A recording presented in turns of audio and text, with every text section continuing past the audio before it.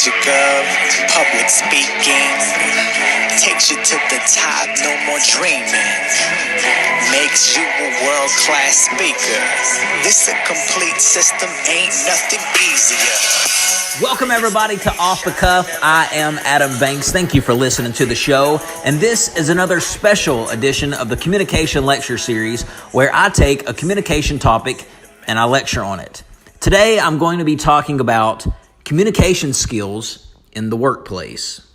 Communication is your ticket to success. Communication skills is at the top of the list of qualities that most employers desire in their employees.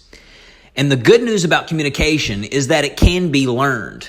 Communication is a skill, which means it can be taught. You can become better at it. What employers want is professionalism. Looking and sounding professional gains you credibility on the job.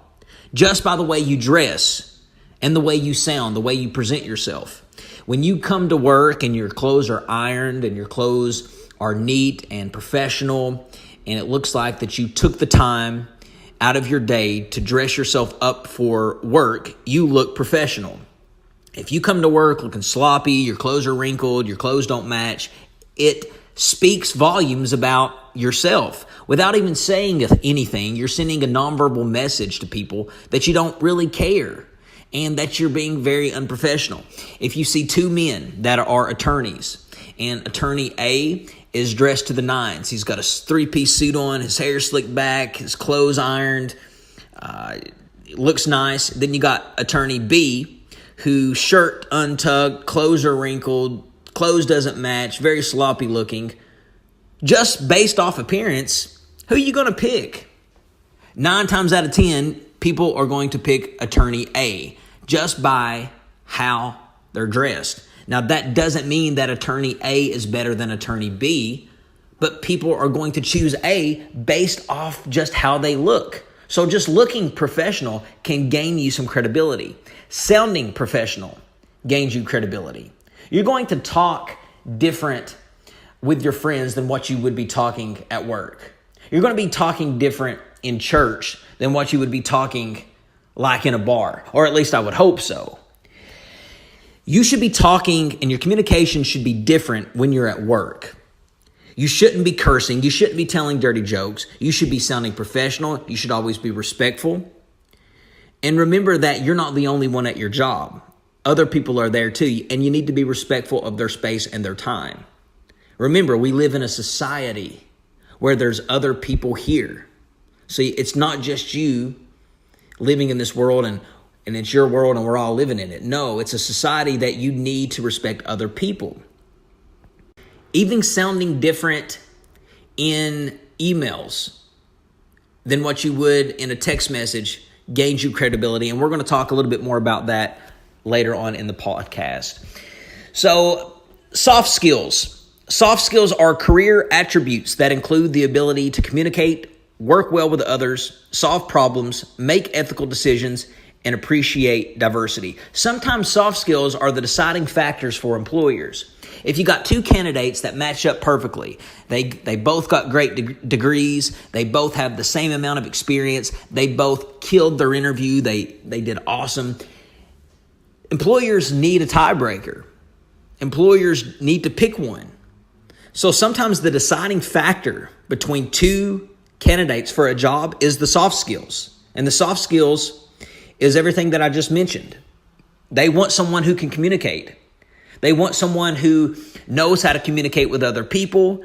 They want to hire someone who can listen well. And remember, listening is a part of communication. They want someone who can always deliver healthy lines of communication, because when poor communication happens, things could go wrong. They want someone who can work well with others. No one wants to work with a fuddy-dud. You can have a job shoveling horse manure and absolutely love your job if you work with good people. I've had jobs before that's not been the best jobs in the world as far as job duties goes, but I loved my job because of the people that I work with. And that's really with anything that you do. You could have your dream job and work with bad people, and it's horrible. It's horrible. So employers want to hire someone who can work well with other people. Again, it's not just you living in this world. It's not just you at this workplace. There's other people there too. And employers want someone who can work well with others in a group setting. What if there's a group project? Well, if you work well with others, you're going to do just fine in that group. Employers want someone who can solve problems, who can make ethical decisions. You are not just representing yourself. When you work for a company, you're also representing that company. I work for a college. Everything that I do, everything that I say reflects on the college that I work for. My social media page, everything that I post, everything that I say, everything that I like, everything that I share reflects on the company that I work for. So employers are going to be looking for someone who can make ethical decisions, someone who does the right thing, someone who is responsible. They don't want to hire someone who has DUIs every weekend going out with their friends, or who is posting pictures of themselves half naked on the internet. You wouldn't believe the amount of unprofessionalism I see on the internet from school teachers. And I'm talking middle school teachers who teach little kids. They post on their social media pictures of them half naked. What do the parents think about that? What do the students think about that when they see it? So employers are looking to hire someone who can make ethical decisions and appreciate diversity. It's 2019, folks. And you're going to be working with all kinds of different people. Short people, tall people, fat people, skinny people, black people, white people, Chinese people, straight people, gay people, hateful people, nice people. It's going to be diverse. And the older we get and the more time passes, the more diverse companies are going to be. So employers want to hire someone who can appreciate diversity. So soft skills are very important attributes to have. And remember that sometimes the deciding factor in an employer's decision. Entry-level employees, they're not ready. They're just not. My first job, I had a lot to learn. It was a big learning curve. A lot of times people have a hard time adjusting with their first job because they don't realize the responsibility that a job has. If your job starts at 8 a.m., guess what? You need to be there by at least 8 a.m. Need to be there 10 minutes early, but at least be there by 8 a.m. Don't be there at 8:01. No, your job starts at 8, so be there by 8. If you have a 60-minute lunch break, guess how long you should take for lunch? 60 minutes. You shouldn't take 65 minutes or 70 minutes. You should take what they give you. It's responsibility. You have to show up to work every day. You have to be punctual. You have to show up. You can't miss all the time. It's not like you're in school anymore. You're working for a company who relies on you and depends on you. Entry-level employees, they're young, straight out of college, some straight out of high school, and it's a learning curve. It takes time to develop soft skills, and it takes time to learn professionalism. Okay, so let's talk about some unprofessional and professional speech habits. Some unprofessional speech habits would be speaking in uptalk, a sing-song speech pattern that has a rising inflection, making sentences sound like questions, or using like to fill in mindless chatter, substituting go for said, relying on slang, or letting profanity slip into your conversation. That is unprofessional speech habits in a workplace. But the professional way to do things is to recognize that your credibility can be seriously damaged by sounding uneducated, crude, or adolescent. Let's look at emails. Unprofessional emails. Writing emails that with incomplete sentences, misspelled words, explanation points, instant messaging, slang, and senseless chatting. Sloppy carelessness messages send a nonverbal message that you don't care, you don't know, or you aren't smart enough to know what is correct. Now, as an instructor, I get emails all the time that irritate me to death. Students will send me an email with no periods, with no paragraph indentions. They have no idea how to spell a word correctly, it seems like. They're writing an email like they're in the second grade, and these are college students that are doing this. All that tells me is that they don't care. Or sometimes I question, do they actually know any better? Did their high schools not prepare them? Did their high schools not teach them how to read and write? When you write an email, you need to make sure that your email is written out correctly. You need to write the email and then go back and read it twice to make sure there is no misspelled words, there's no, you got your grammar correct. You got your periods where they're supposed to be, you got your spaces where they're supposed to be, and that your email makes sense. Coming from someone who, I'm telling you, coming from someone like myself who gets emails from unprofessional emails from students and other people, because trust me, it's not just students, it's coworkers that can do this as well. When I get an email like that, it tells me that they don't care. It tells me that they didn't take the time out to care about me understanding this message. They expected me to dissect and understand everything that they were saying. I have gotten emails before I literally did not know what some of my students were asking. So I would politely write an email back to them and telling them that I do not understand what they are trying to ask me, to please rewrite their email and to proofread their email before they send it to me. It's frustrating. What you need to do is you need to have a subject in your email. Do not write an email with no subject. If it's concerning today's meeting, you could, your subject could be today's meeting. Employers like to see verbs and punctuation marks. They don't recognize instant messaging abbreviations. Call it crazy, but they value correct spelling, even in brief emails. We do value that kind of stuff. Instant messaging. You should not write an email the way you would text a friend. You don't write out the letter U when you're trying to use the word YOU. You don't send smiley faces and emojis in your emails. That's unprofessional. You need to be professional at all times. Emails, like email addresses that you used back in middle school, like Too Hot to Trot or buffguy@AOL.com or supasnuggly@yahoo.com or hotbabe@hotmail.com is not an acceptable email address. Imagine having that on your resume. I had a fraternity brother. His email all the way up to college was lieutenantpoop@hotmail.com. As funny as that is, how unprofessional would that be? Imagine writing an email to your boss saying that you're not going to be able to make it into work that day. And in his inbox pops up lieutenantpoop@hotmail.com. That kills your credibility. He's not going to take you serious, and it looks very unprofessional. An email address should include your name or a relevant, positive, business-like expression. It should not sound cute or like a chat room nickname. Same with your voicemail. An outgoing message with loud background music, weird sounds, or a joke message is not appropriate. You know those voicemails when you call someone and they'll say, hello, hey, what's up?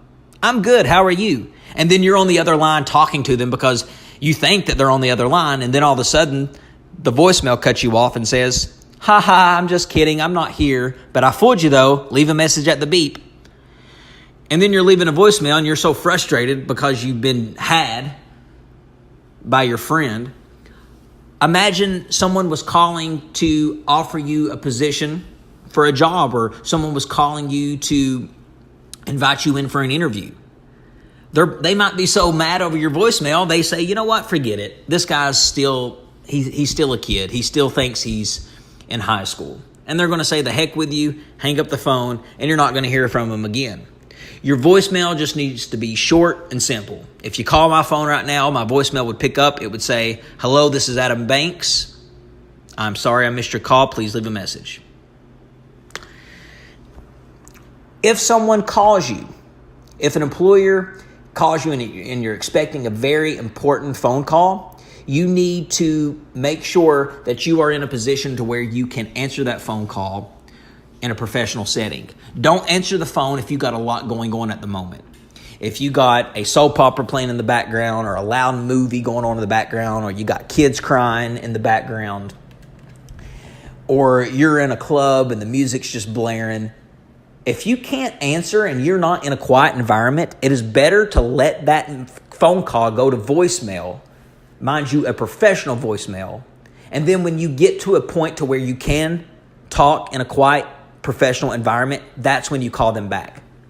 They're not going to penalize you for not answering the phone. So most of the time they're expecting to get your voicemail. So if you cannot talk professionally right at that second they're calling you, do not answer the phone. But people will, buddy. People will call, people will answer their phone. It don't matter what is going on in their house, what's going on in their apartment, what's going on. They'll answer it in the middle of Walmart with a bunch of kids crying, sirens going off, people screaming over the intercom, and they'll try to have a conversation with you. It's rude to the other person on the other line. So you need to make sure that you're in a professional environment to take that phone call, quiet environment. And this seems like common sense, but it's people are still doing it, so I want to mention it.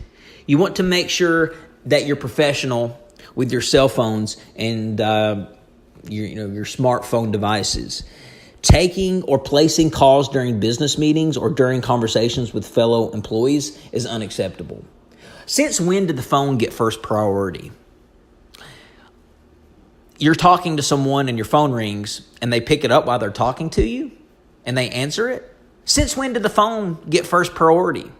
When did that person calling you get first priority? No, the person who gets first priority needs to be the person present, person right in front of your face. If you're talking to someone at work, you do not need to answer your phone if it goes off. You don't even really need to send somebody a message while they're standing there talking to you, because it looks like that you're not paying attention and you don't care what they're saying. If you're in a meeting and your phone goes off, you need to take that phone call outside, or you need to wait till the meeting is over. Do not answer it during the meeting. Or if you're in a presentation and you need to take an important phone call, take it outside. But if you're not expecting anything, any calls or anything like that, it's just better to turn your cell phone off. If anything, just silence it or put it on vibrate.